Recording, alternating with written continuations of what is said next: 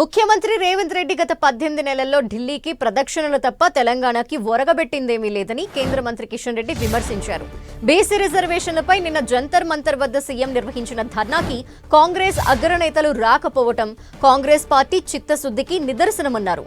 BC డిక్లరేషన్లో అనేక రకాల హామీలిచ్చిన కాంగ్రెస్ దేన్ని కూడా అమలు చేయలేదన్నారు. చట్టబద్ధంగా న్యాయ నిపుణులతో మాట్లాడి బీసీలకు 42% రిజర్వేషన్లు అమలు పరచాల్సిన అవసరం ఉందన్నారు కిషన్ రెడ్డి.